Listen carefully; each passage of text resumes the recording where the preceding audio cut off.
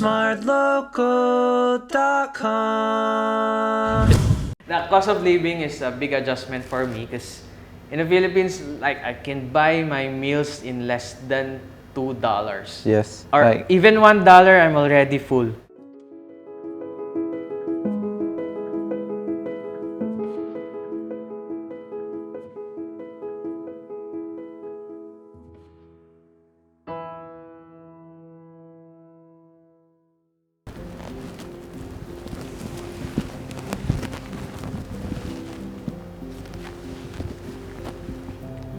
Welcome to the confession room. Could you share what you're struggling with? Hi, I'm a foreign worker from the Philippines. Then I've been here in Singapore since 2018 of January. It was my first time to be independent because I've been living with my family since I was born. And then at 26 years old, I started to leave my hometown for work. By the way, I'm a staff nurse here in Singapore. We're in a pandemic, so we are worked up 2 or 3, 5 times more these days. Physically and mentally, we're exhausted. I've experienced a few times. We've been discriminated ever since the COVID began. Just like we're using the public transpo. I mean, none of the people around wants to get near or closer to us. It's like they're being disgusted or they were saying ew, you're a nurse, we'll get COVID from you or something like that, Hey, what's up, man? I think your struggles are pretty similar to what I did experience also. Just for context, I've been here a little bit earlier than you, 2015 to be exact. Very, very similar. I was actually doing well in the Philippines before I left, and the only reason I went here was for greener pastures as well. I did struggle with the way people communicate here as well, and trying to get a feel with how Singapore operates, basically. Like you said, it's very different. I myself have never lived outside of my own city, outside of my own town. So coming here really was a huge culture shock. And the biggest one was Singlish. Singlish to me was very hard to decipher, and there was one time a person was talking to me and asking me hey, do you want fish or beef for your lunch? Yes. Then they all laughed. Then I was like, oh shit, what did I say? Can you repeat your question? Then I just rolled with it. In time, I think I got familiar with Singlish. Because also, for you to succeed in this country, you also need to adapt.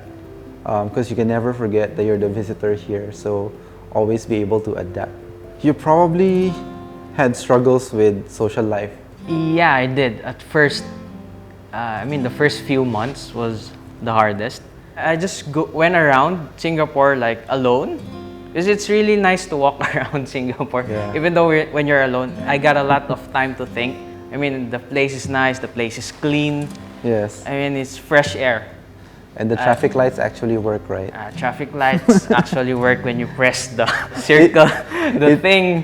It will turn green. I mean, in the Philippines, it doesn't really work that much. But yeah, I'm much really an ambivert, so I didn't have a problem when being alone is one of my main things, actually, sometimes. Right. How do you deal with missing your family or friends back in our home country? Nowadays it's really simple. You just give them a call, and then I just divert myself to some other things. Going to the gym, playing games, playing guitar, listening to music, things like that. Pretty chill. Seems like you don't need any advice at all. Just kidding.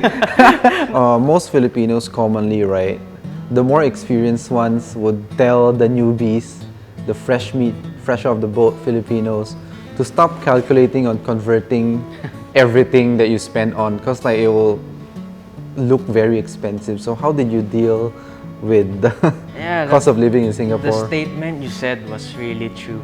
I mean, I did that. Things are really expensive here in Singapore. The cost of living is a big adjustment for me because In the Philippines, like I can buy my meals in less than $2. Yes. Or Like- even $1, I'm already full. Mm. So I took off that habit of converting SGD to PHP, and then I just made not really a strict monthly budget, but I just took track of my expenses here. Because if you wouldn't do that, I mean, you'd go broke here in Singapore. Yeah, definitely. Do you rent? Yeah, I rent. Like, do you rent HDB or condo? HDB. HDB. Did you have a hard time like finding a place to rent? First one, actually, I just looked it up on Facebook before I before I went here. I didn't have a hard time finding a place, but I stayed there for 3 years. I just had the hard time, like in one room you're like three. There's I three mean, of you. it's congested. I struggled with it for 3 years, but it's okay. Were you like alone when you went here in Singapore? Yep, I was. And it was all very messy because it was all rushed. The time I decided to fly off to Singapore was only 3 days. Wow. So I got an offer 3 days before, and then the person asked me to either say yes or no or miss the chance. So so of course I said yes. 3 days later, I'm flying off to Singapore. And then when I got here, the living situation wasn't really ideal. I think you said 3 people is a little bit troublesome, right? Mm-hmm. Imagine living with 20 other people. 20? Or more. And my room was not even a room, it was a storeroom converted into a room where they just literally put a bed and a side table, and they gave me 2 side tables which I stacked on top of each other, and now I have a wardrobe. I think I stayed there for 2 months, and then the longer I got here, the longer I kind of like learned how to look for proper places to live. But it took me a while, so of course I did get taken advantage of. After that, I rented a very expensive low-tier condo. I wasn't even able to save much because of that, but after that, like I really tried to change my living situation so I can save up more. And moving to Singapore really leveled up my game in life. So I think if I didn't move here, I wouldn't be where I am now. So now I'm currently married with 1 kid. The one thing that I think I can give advice to you is you need to plan ahead if you're starting a family in Singapore, because it's not that easy. Do you have a girlfriend? Yeah, I have. So how do you deal with long distance relationships? You just gotta have like constant communication, understanding, and like trust in each other. I mean, you gotta have each other's backs, even though you're not like physically there. I mean, you have to let your partner feel that you're always there for her no matter what. The physical thing is already lacking. I mean, you just gotta cope up with other aspects. And don't ever argue on text, always call. Yeah, always call. Because like texting might not have the same emotional response that you are going for, that they might misinterpret. One of my struggles also is that living in the Philippines for so long, right, your entire life, our food is like a template weekly. It's like sinigang and Friday, or like munggo, then our adobo, fried chicken, crispy pata, all the meat and barbecues. Then suddenly you're in Singapore and you are experiencing like a wide variety of culture. I'm a foodie, so like when I came here, I one of the things that I immediately liked was Indian food, until I got very heaty, and then like my stomach couldn't handle it anymore, because I think I was eating mutton biryani 2 to 3 times a week that time. What's this one food that you really can't? Durian. Okay. Yeah, I really am trying to like durian. No offense, but Fast answer. I'm having a hard time like getting accustomed to it. So when you like miss the Philippine food, where do you go here in Singapore? I buy the ingredients. Me and my friends meet up. So the place I go to is either my kitchen or my friend's kitchen, that we cook the food together to make it more legit. Yes. Yeah, but if I want a quick fix, easy. It's like Lucky Plaza, the 4th floor there, Agree. Lechon Republic at Paya Lebar, Cebu Lechon at One North.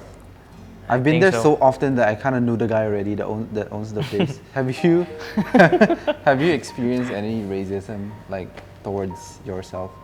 Sometimes they would like coin, you Filipinos are always like this and that. You never listen. You do things on your own. I mean, I don't know. I mean, is that racist? Because she coined the term "you Filipinos," and then Wow. sometimes, in the MRT, some people just look at you differently, like stare at from the top to bottom, like what are you looking at? I'm just a Right. normal guy. Right. So, how about on your side? Yeah, mostly like from like day-to-day stuff. Like when you order food, then they can't understand you, or like you can tell they're not entertaining you and they are preferring their own race first. There was one time I was buying xiaolong bao from this Chinese place, and I ended up waiting for like more than 10 minutes, even though I ordered already. So I was waiting for my order. Then like I saw her key it in, but then I noticed like the people that ordered the same batch as me was already gone. Like I think 2, 3 other batches has already received their order except mine. So I asked like the auntie like, hey, sorry, did you get my order? I ordered xiaolong bao for takeaway. Ta pao. I even said ta pao. Eh.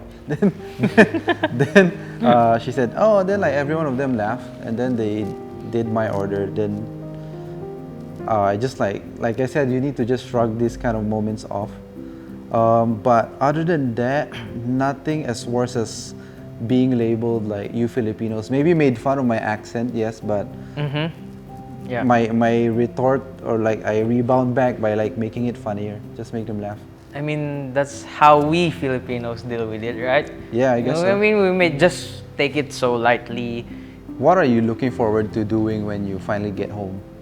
Because I think it's been very long since you've been away. First things first, I'd like to see my family, my partner. But after that, then we can go to the beach together. Right. No, I'd like to be with them also because it's been a long time. We had a lot of catching up to do. So how about you? What do you want to do when there's a chance to go back home? Definitely meet my family, because I think during the pandemic, something bad happened. My dad died, Oh, and sorry. we couldn't go home. And another thing was not just my dad, my wife's dad also. It was terrible because like Sorry for that. my daughter and my wife got stuck in the Philippines for very long when the pandemic started. So towards the end of 2020, they were able to come to Singapore, but they had to serve the 14-day quarantine. During the 14-day quarantine, her dad died, and I couldn't like console console her in the hotel because they wouldn't let me in. For my dad, like I couldn't get back because it was also the height of the pandemic. If I go home now, I might risk losing my job. So that's the first thing I'm doing. It might suck because like the last time I saw my dad's room he was there watching TV, and now he's an urn. So that's the first thing I'm doing, and then probably visiting all the beaches in the Philippines and meet up with all my friends. Definitely. I mean, we would all do that, do the same. We all miss them. We miss our country also as well. I mean, thanks for listening because not all the time there's a chance for people to speak up, especially we're here overseas. I mean, it's not the same. Moving forward, I think I can. If you want to get more tips, just hit me up. Maybe we can go to that Filipino bar next to the church Sure. and drink, and then I can give you like some life advices. Sure. Because Singapore is so costly, man. You need to plan ahead. You really need to plan ahead. Yeah. Yep. And well wishes with your new girlfriend. And I think when it comes to conflict, I'm very much a fight person. He's a very, am I right to say you're a flight person? Yeah, like, I'm more like Yeah, a so flight he person. more fly away. I'm more like, hey, let's like figure this out.